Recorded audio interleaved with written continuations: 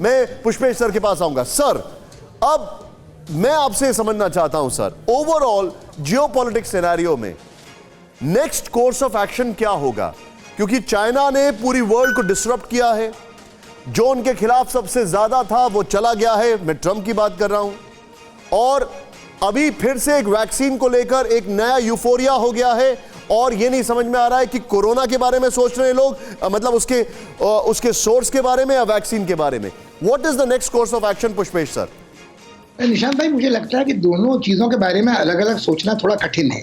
General Gurmeet Singh ji ने इस ओर इशारा किया था कि जब ये संक्रमण चीन में वुहान में हुआ तो आखिर ये हुआ कैसे। वो जो वुहान की वायरोलॉजी की लैब थी, वहीं पहले इंसान इससे घायल हुए, तो उस लैब में वायरस के साथ किस तरह के प्रयोग किए जा रहे थे।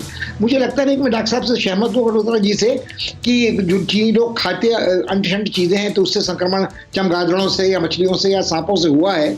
मुझे लगता है कहीं ना कहीं उस जैविक युद्ध की तैयारी करने वाली प्रयोगशाला में ये उनकी पहुंच से बाहर निकल गया, एक बात। दूसरी बात ये है कि निश्चित रूप से आज हम ये कह सकते हैं कि चीन ने यदि जिम्मेदारी से आचरण किया होता तो लाखों जानें बच गई होती, करोड़ों का संक्रमण नहीं होता। मगर मुझे लगता है कि चीन हमेशा से अपनी उस बुनियादी मान्यता पर कायम है कि चीन की आबादी इतनी विपुल विराट है कि यदि वहाँ करोड़ों लोग मर भी जाते हैं, 30, 40, 50 करोड़ भी, जैसा अकालों में वहाँ मरते रहे हैं, बाढ़ में, भूकंप में मरते रहे हैं, उसके बाद भी चीन में इतने लोग होंगे जो चीन को उसकी प्रभुता अंतर्राष्ट्रीय राजनीति में स्थापित करने में मदद करेंगे। तो मुझे लगता है कि अभी भी अगर हम चीनी आंकड़ों पर यकीन न भी करें और ये भी कहें कि वहाँ करोड़ों की तादाद में लोग अभी भी मर रहे हैं, वहाँ की अर्थव्यवस्था भी घायल है, मगर जो चीन को सफलता मिली है बिना जैविक अस्त्र का प्रयोग किए खुलेआम, उसने सारी दुनिया को हताहत कर दिया है, जिसमें अमेरिका है, ब्राजील है, यूरोपियन समुदाय है, ब्रिटेन है, और कहीं ना कहीं रूस भी उसके लपेट में है, और भारत को तो उसने निश्चित रूप से आहत किया है। जो दूसरी बात जनरल साहब कह रहे थे वो भी ध्यान में रखने की है कि चीन ने दुनिया में जो अलग अलग मोर्चे खोले हैं उनकी चिंता एक सैद्धांतिक रूप से जियोपॉलिटिकली करने की हमें जरूरत नहीं है। हमें तो देखना है कि हमारे ऊपर उसने कितना भारी बोझ लाद दिया है।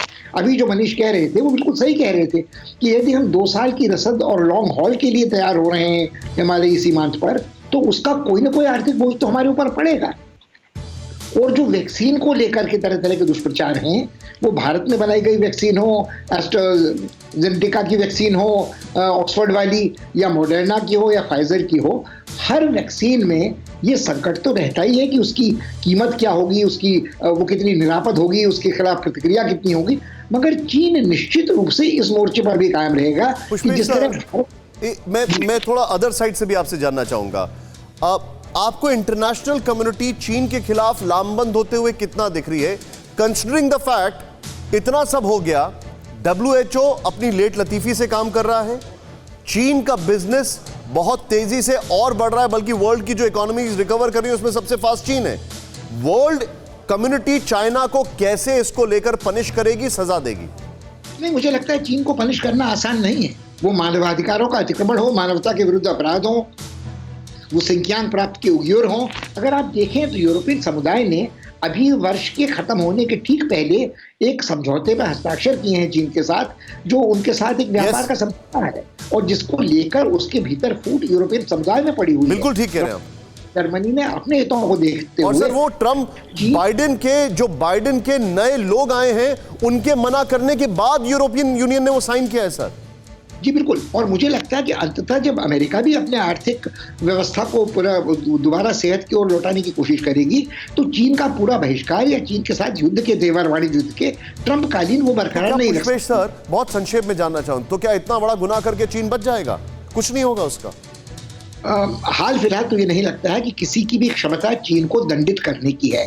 हम अपनी सुरक्षा को निरापद रख सकें, हम चीन के हमले से अपने को बचा सकें, अपने पड़ोस में चीन की साजिशों को नाकाम कर सकें, हमको उतने में संतुष्ट रहना चाहिए और अपनी वैक्सीन से हम अपनी जनता को इस रोग से सुरक्षित रख सकें, हमारे लिए उतना ही काफी है।